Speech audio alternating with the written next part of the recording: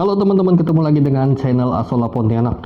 Di video kali ini saya ingin mengajak teman-teman berbagi pengalaman tentang bagaimana cara menetaskan telur dari kutu air.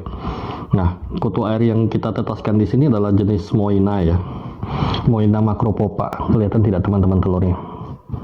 Nah, seperti ini. Jadi Moina macropopa itu termasuk salah satu dari jenis kutu air yang dia punya dua cara perkembangbiakan, yaitu dengan cara bertelur dan dengan cara beranak ya.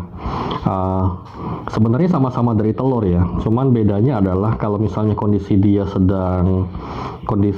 lingkungan sekitarnya sedang bagus, tidak banyak predator lainnya atau airnya tidak tercemar, maka telur ini dia biarkan menetas langsung di air tersebut.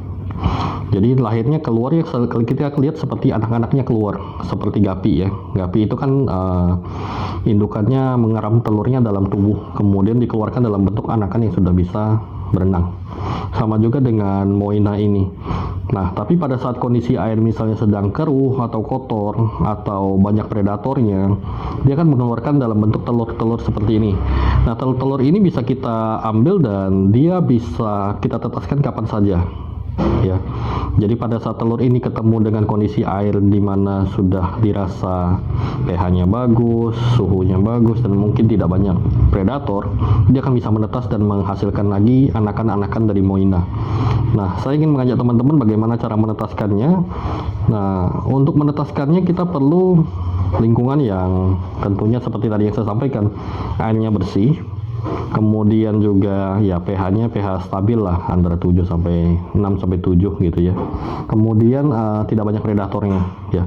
Jadi di kali ini kita akan menggunakan toples seperti ini aja supaya kita gampang mengamatinya karena dia transparan kan. Kemudian kita akan isi dengan air bersih dan kita akan masukkan sebagian dari telur ini. Ya, kita akan lihat pantau hari H+1, hari H+2 apakah telur-telur ini menetas atau tidak ya. Oke, jangan lupa teman-teman like dan subscribe. Kita lihat hasilnya bagaimana. Salam Asola Pontianak. Oke, teman-teman, kita udah siapkan airnya di sini ya. Nah, kita bisa gunakan air bersih di sini. Kalau teman-teman mau, teman-teman bisa gunakan juga air minum ya. Lebih aman lagi. Nah, air minum kan pasti adalah air yang bisa digunakan untuk makhluk hidup. Nah, di sini kita bisa isi sekitar mungkin 3 liter ya. Ini kan toples 4 liter. Kemudian kita siapkan telur. Telur yang saya gunakan adalah telur yang sudah kita jemur kering, kemudian kita simpan dari kapsul ya. Coba kita lihat. Nah, seperti ini. Bentuknya kayak pasir-pasir ya. Kita simpan di kapsul supaya dia aman ya, tidak terpapar dari debu atau yang lainnya. Nanti juga di video-video berikutnya kalau dia berkembang dengan bagus, saya bisa tunjukin ke teman-teman bagaimana cara kita panen telurnya. Ya. Nah, telur-telur ini kita akan taburkan dan kita celupkan di toples ini.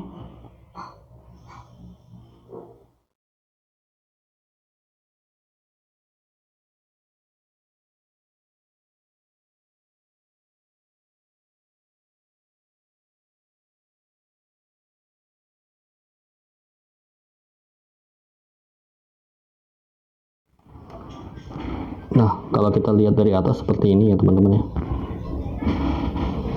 Telurnya cukup banyak dan ini telurnya bersih-bersih semua. Jadi sebenarnya tidak perlu kita tetaskan semua, tapi kita cukup sebagian aja untuk melihat apakah dia menetas atau tidak. Telur-telur ini perlu teman-teman basahi ya.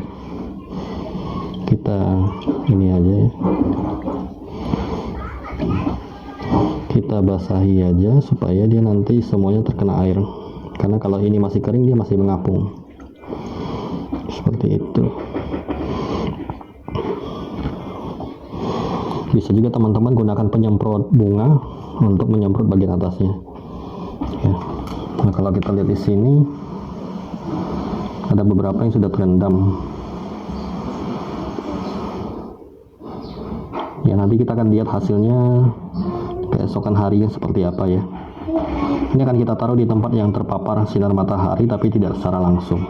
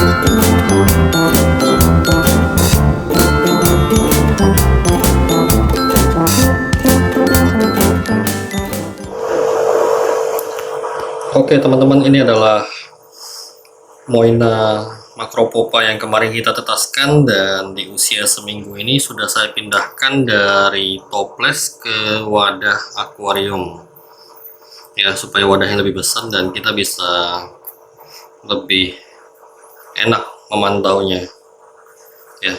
Kalau kita lihat di sini, ukuran-ukuran dari Moina ini sudah besar-besar ya. Kalau kita lihat, mungkin ini sudah ada yang bawa telur ini ya. Semoga dia bisa berkembang dengan pesat di sini dan ngebum ya. Untuk video selanjutnya nanti saya akan tunjukin ke teman-teman tentang pakannya. Kalau saat ini saya masih sedang coba-coba pakan apa yang kira-kira cocok untuk Moina ini ya. Mungkin saya akan gunakan pakan yang sama untuk Daphnia ya. Nah, kalau Daphnia di sebelahnya ini, sorry, kurang jelas ya. Kita coba lihat dari samping.